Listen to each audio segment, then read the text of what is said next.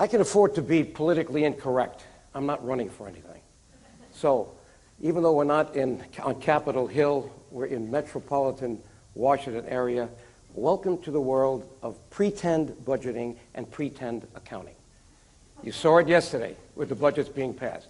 I'm going to give you a sense of the big picture, where we're heading as a country. We're in very unsustainable territory. Don't believe me? Look at the Comptroller General, Gene Dodaro, his report. Even last year, I'm sure I haven't read the current report, is the same. He says if we continue this way, we will not be sustainable as an economic and financial entity. Now, I'm going to start off with a little whiteboard animation that I prepared, and you'll see the meaning of those red lines on the United States of America. With that, this is for the public interest. I know you're talking about the public interest. My foundation produced this, and I'd like you to see it for 2 minutes. Meet Johnny. Johnny's just a child, but soon he's going to grow up, and he'll want to achieve the American dream for himself and his family. But the way elected officials are spending money in Washington, Johnny's future is uncertain. We all know about the $17 trillion national debt, but what's really alarming is the $55 trillion in additional debt that the federal government has incurred in promised obligations. That's over $520,000 that Johnny owes alone. And Johnny's parents are most likely not aware of the costs of these obligations. That's because legally, politicians don't need to tell you about them. See, the basic difference lies in the accounting system Washington uses. Under the federal government's cash-basis system of accounting, expenses are recorded at the moment they're paid. Whereas under a better accounting system, the accrual basis, an expense is recognized when a bill is received, even before it's paid. For example, when the government makes promises to senior citizens to pay Social Security, those expenses should be recorded when they're promised, and those promises need to be kept. So what's that mean for Johnny? Well, as a major accounting firm once put it, given the existing practice of cash-basis budgeting and reporting, promises can be made without knowledge of their full cost. This creates an incentive for elected officials to curry favor with today's voters at the expense of tomorrow's taxpayers. This allows politicians to make promises without having to disclose how much they're really going to cost. This means that Johnny's future is being put in jeopardy by politicians who make unsustainable promises just to win votes. But so too is the financial health of our country. If you don't believe us, look at an independent study done by Stanford University in 2011. It ranks the most fiscally sustainable countries in the world. While Australia and New Zealand, which use accrual accounting, are ranked number 1 and number 2, the United States is a dismal number 28. That's just ahead of near bankrupt Greece. Isn't the problem becoming clearer? The current way the United States government accounts for its bills is making the American future that much more uncertain. It's not a legacy we should leave for Johnny or any of our kids. To learn more, please visit truthandgovernment.org.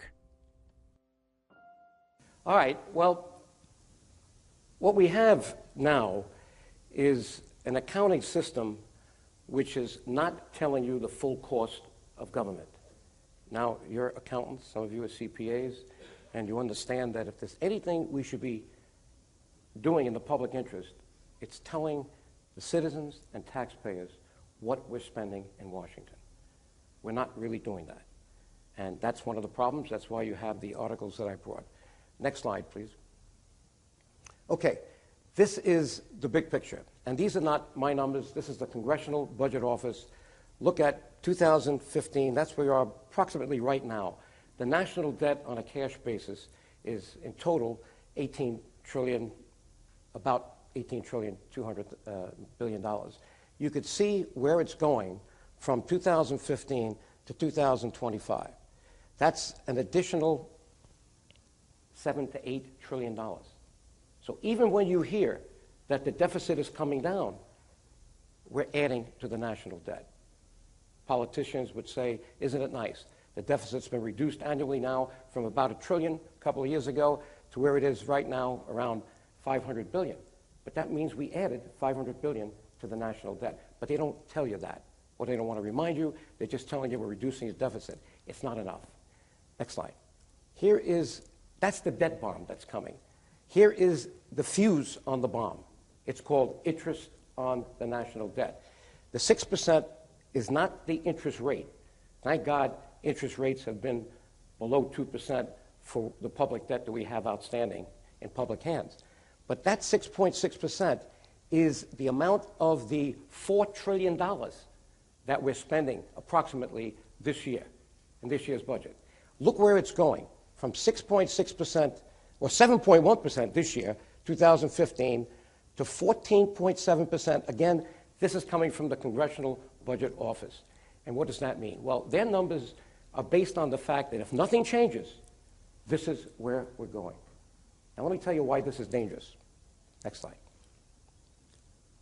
Now, one of the things that people don't understand is that when we're in Congress looking at the budget, we're only talking about that yellow portion. We can't do anything about the blue unless we have entitlement reform. So what is mandatory right now? Medicare, Social Security, and Medicaid, okay? 2.63 trillion, 65% of the $4 trillion we're spending. That's on a cash basis, not the accrual basis. Now, add to it 7%, which is the interest on the debt we're paying out this year. That's the interest as a percentage of the $4 trillion. So what does that leave? 28%. Last year it was 29%. So all you can affect right now through the legislative process and lobbying is 29% of the budget, and guess what? Half that budget is defense. And you know what they want, a stronger defense. And we need more accountability from the Department of Defense. And I don't think we're getting it. But to the extent we increase defense, it's got to come out of, next slide. Okay, this is now the yellow area. Look at this. You've got now Medicare, and let me just see here, there's one point right away. Okay, this is now the 30%. Where is defense in this? Let me see, military. There it is, 16%. Okay, so this is basically the entire 29%, 16% of it is military, and you can see the rest of government. You can go right around the chart and look at that. So look at international affairs. Everybody says we have to cut out international aid. It's only 1%. You can't affect this budget based on that small number. So we need to do some big things, starting with entitlement reforms so we can make that discretionary part bigger. Next. Just in terms of the macro, again, look at the debt that we have this year, 18.2 trillion. These are the numbers from March, the World Bank. Look at the gross domestic product of America, almost as much. So you might say that the government debt on the books, cash basis, is almost as much as the gross domestic product. But if you were to put that on the accrual basis, and we've done that using the numbers that are in the annual statement that comes signed by the Comptroller General and the Secretary of Treasury. They're in the footnotes. When you add up the unrecorded, or how would you say it, the unfunded costs for Social Security, Medicare, and Medicaid, because Medicaid is mandatory and there's no tax attached to it, so it's got to come out of the budget, you're talking about adding $55 trillion to the 18. Approximately $72 trillion is the new debt, and that's what? Almost 4 times the gross domestic product. This is why even the professionals in Washington are telling you that it is unsustainable to stay on this path. So basically, this is something that my old firm, Arthur Andersen, I spent 22 years in Arthur Andersen. I left as a tax partner. That was 18 years before Enron, okay? And by the way, Enron should never have happened to the firm. It should have been 3 partners in Houston that should have been indicted. 50,000 people lost their jobs. The firm wasn't prepared for the federal government on an indictment, and they lost. They won a year later at the Supreme Court, 9-0, but the firm's reputation was irreparably damaged. But here's what they said in a book that they put out in 1986. Elected officials in Washington are accustomed to the cash basis accounting because it provides them with the advantage of currying favors with today's voters at the expense of tomorrow's taxpayers. So what this boils down to, in my mind, is a word that accountants love. It's called fairness. When you do an audit report for a publicly traded company, and by the way, publicly traded companies are on the accrual basis because the SEC enforces that to protect investors. What are we doing to protect taxpayers and citizens and the future of America? What are we doing to protect Johnny and Mary? So the issue is, are we being fair to the next generation? Are we being fair to the people who do not vote today? So I'll be 75 this year. I have no intention of running for anything. But I will continue my work as a missionary. I don't get paid for what I do.